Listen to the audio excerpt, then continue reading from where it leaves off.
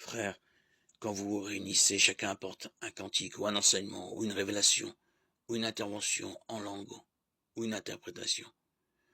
Mais il faut que tout cela serve à la construction d'église.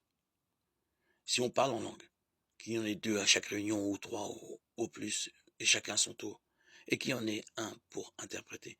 Mais s'il n'y a pas d'interprète, qu'on se taise dans l'assemblée de l'église, qu'on se parle à soi-même et à Dieu. Quant au prophète, que 2 ou 3 prennent la parole et que les autres discernent ce qui vient de l'esprit. Mais si quelqu'un d'autre, dans l'assistance, reçoit une révélation, que le premier se taise. Vous pouvez tous prophétiser l'un après l'autre pour que tous en retirent l'instruction et réconfort. Les inspirations des prophètes sont sous le contrôle des prophètes. Car Dieu n'est pas un Dieu de désordre, mais de paix, comme cela se fait dans toutes nos églises. Que les femmes gardent le silence dans les assemblées, car elles n'ont pas la permission de parler, mais qu'elles restent dans la soumission, comme le dit la loi.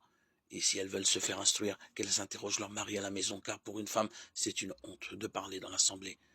La parole de Dieu serait-elle venue de chez vous? Ne serait-elle arrivée que chez vous? Si quelqu'un croit être prophète ou inspiré par l'Esprit, qu'il reconnaisse en ce que je vous écris un commandement du Seigneur. S'il ne le reconnaît pas, il n'est pas reconnu.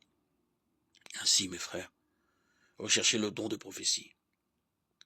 Et n'empêchez pas de parler en langue, mais que tout se passe dans la dignité et dans l'ordre. 1 Corinthiens 14, 26, 39.